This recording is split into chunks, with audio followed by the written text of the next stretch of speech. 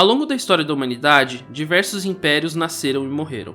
Desde o início das civilizações, diversos governantes tentaram expandir seus domínios e controlar o máximo de território possível. Mas você já se perguntou qual foi o maior império da história? Se você pensou em algum império da antiguidade como o Império Romano, o Império Persa ou o Império Macedônico, você está totalmente enganado. Ao contrário do que muitas pessoas acreditam, o maior império da história da humanidade foi o Império Britânico, que existiu até o ano de 1997. E comparado com os outros, não é tão velho assim. Só para se ter uma ideia, em 1920, em seu ápice, ele chegou a ocupar 24% do território mundial, estando em primeiríssimo lugar na lista dos maiores impérios da história, com uma área de 35,5 milhões de quilômetros quadrados. Logo em seguida, temos o Império Mongol com 22,8 milhões de quilômetros quadrados, o Império Russo com 24 milhões de quilômetros quadrados e o Império Chinês com 14,7 milhões de quilômetros quadrados, sendo seguido por impérios de várias épocas diferentes. Só como curiosidade, o Império do Brasil, que existiu entre os anos de 1822 e 1889, fica na 11ª posição, sendo maior que impérios como o Império Persa, o Império Macedônico e o Império Romano. Nascido no século XVI, o Império Britânico surgiu depois dos principais impérios europeus da época, o Império Português e o Império Espanhol, saindo atrasado na corrida colonial devido a guerras civis e contra outros países, como a França na Guerra dos 100 Anos. Ainda no final dos anos 1400, portugueses e espanhóis dividiram o mundo por meio do Tratado de Tordesilhas, e com isso, na época, a Inglaterra aproveitou as falhas e deslizes dos ibéricos, estudando suas fraquezas e ocupando territórios não ocupados, como a região atlântica da América do Norte. Uma das estratégias aplicadas pelos britânicos nesse período foi a Carta de Corso, um documento emitido pelo próprio governo que autorizava uma pessoa, o corsário, a praticar ataques a navios de outras nações com o intuito de saquear suas riquezas. E em troca dessa concessão, o governo inglês ficava com parte do tesouro saqueado. Com o declínio do Império Português, iniciado pela morte do rei Dom Sebastião, que acabou levando Portugal a uma união política com a Espanha, conhecida como União Ibérica, o Império Britânico teve o Império Espanhol como grande inimigo no Atlântico. Em 1585, os britânicos derrotaram a invencível Armada Espanhola e afirmaram sua hegemonia militar nos oceanos, que inclusive se estendeu pelos séculos seguintes, fazendo com que a Inglaterra fosse conhecida como a Rainha dos Mares. Já no campo econômico, todos os avanços na corrida colonial só foram possíveis devido à ação do Estado inglês, que por meio de leis que estimularam o desenvolvimento da marinha mercante e da marinha de guerra, promoveu uma cooperação com a iniciativa privada. Uma das medidas mais conhecidas foi o Ato de Navegação, colocado em prática pelo Lorde Protetor Oliver Cromwell, em 1651, que decretava que toda mercadoria comercializada pela Inglaterra deveria ser transportada por navios ingleses. Com isso, seu principal alvo era a poderosa e riquíssima marinha mercante holandesa, que possuía uma grande rede de comércio ao norte da Europa, e que na época estava ampliando seus negócios na região atlântica, tanto que chegou a invadir o Nordeste brasileiro. Após diminuir o poder holandês, o Império Britânico passou a ser o principal polo de poder no mundo, tanto no sentido econômico quanto militar. Basicamente, entre os séculos XVI e XVIII, o Império Britânico colonizou regiões da América do Norte, sendo as principais o Canadá e as 13 colônias, algumas regiões do Caribe, ilhas oceânicas ao redor do mundo, postos comerciais no litoral africano e no litoral indiano e a Austrália. No entanto, o auge do domínio britânico viria nos séculos XIX e XX.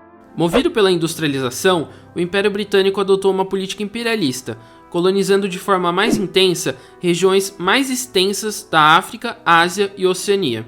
Ao mesmo tempo, manteve suas colônias na América, com exceção, é claro, das 13 colônias, que se transformaram em Estados Unidos oficialmente em 1783.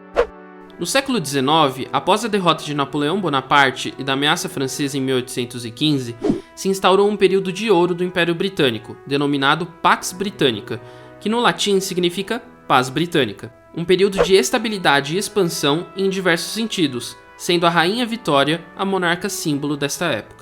Esse período de ouro se encerrou em 1914 com o início da Primeira Guerra Mundial. No entanto, o auge do Império foi entre os anos de 1920 e 1921, quando os britânicos dominavam cerca de 460 milhões de pessoas, um quarto da população da época, e 35 milhões e 500 mil quilômetros quadrados, ou 24% da superfície terrestre. Uma coisa importante de se lembrar é que a Primeira Guerra Mundial foi o conflito responsável direta ou indiretamente pelo fim de várias monarquias e impérios, como por exemplo o Império Otomano, o Império Alemão, o Império Austro-Húngaro, o Império Russo, etc. Contudo, o Império Britânico sobreviveu a essa crise, e desde a Pax Britânica até o fim da Segunda Guerra Mundial, ele ficou conhecido como o Império onde o Sol nunca se põe, pois sempre era dia em alguma possessão britânica pelo mundo. Como já foi dito, o declínio britânico se mostrou evidente após a Segunda Guerra Mundial, quando movimentos anticoloniais, vendo as tragédias humanas cometidas pelas potências no conflito e por muitos outros motivos, passaram a lutar pelas independências de seus respectivos países.